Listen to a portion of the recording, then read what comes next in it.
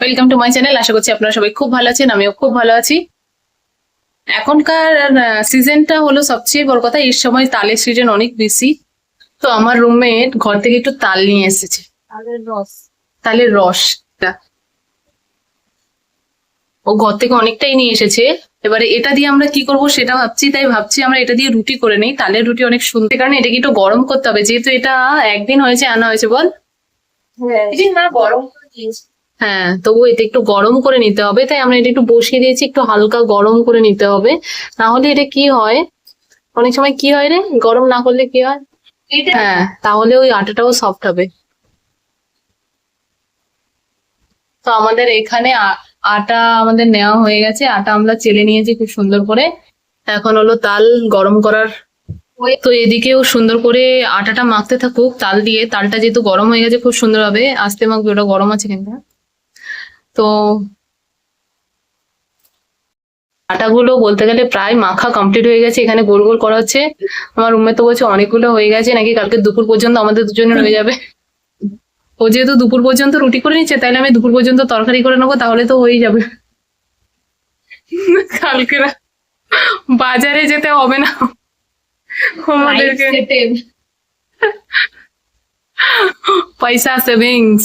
এখানে আমি একটু আলু কেটে নিয়েছি আর একটু আদা রসুন, এটাকে আমি গ্রেট করে নেবো, একটু পেঁয়াজ টমেটো কাঁচা লঙ্কা এগুলো কেটে নিয়েছি।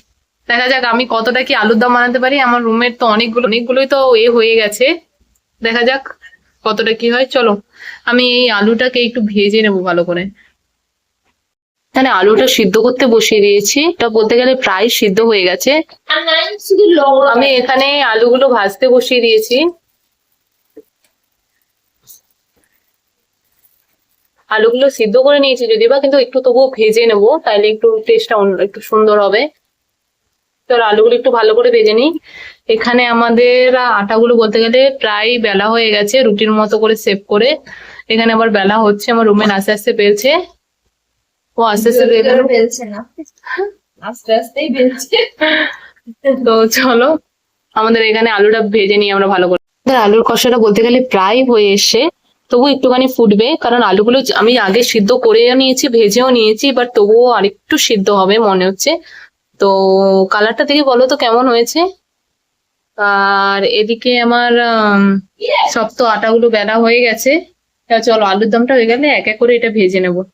আমরা রুটিটা ভাজতে দিয়েছি, রুটিটা খুব সুন্দর ভাজা হচ্ছে। ও একটু আধটু পড়ে যাচ্ছে, অসুবিধা নেই, আমরা আবার অ্যাডজাস্ট করে খেয়ে নেবো। কিন্তু সত্যি রুটিটা খুব সুন্দর ভাজা হচ্ছে, তালের রুটি খুব সুন্দর আমরা বানিয়েছি।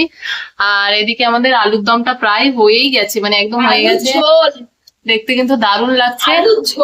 পাশ দিয়ে আমার রুমের বলে আছে আলুর ঝোল আলুর ঝোল, অনেক কষ্ট করে বানিয়েছি আলু, কিন্তু এদিকে রুটিটা পুড়ে যাচ্ছে, এটা মানছি না, মানবো না। হ্যাঁ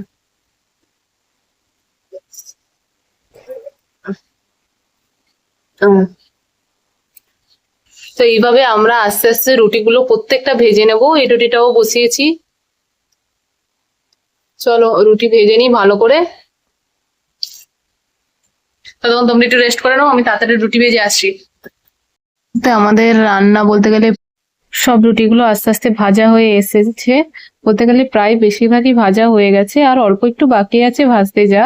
তো আমার রুমমেট এখানে বসে বসে ভাজছে, ও ভেজে নুক ততক্ষণ, আমি ততক্ষণ একটুখানি থালা বাটি নিয়ে আসি, তরকারি নেব। বাটি নিয়ে এসেছি, এই বাটিতে আমি তরকারিটা একটু নিয়ে নেবো, কারণ দুজনের জন্য দুটো বাটি নিয়ে এসেছি। তরকারিটার কালারটা জাস্ট, কালারটা দেখতে জাস্ট ওয়াও। একটা জামবাটি আর এমনি বাটি, সে জাম বাটি হোক আর যাই বাটি হোক, ওয়াও, সত্যি কত সুন্দর ভালো কুকার হয়ে গেলাম, এত ভালো রান্না করছি।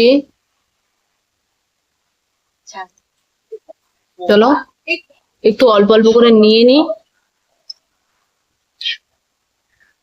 বেশি দিবি, প্রত্যেকে 3টে করে আলু।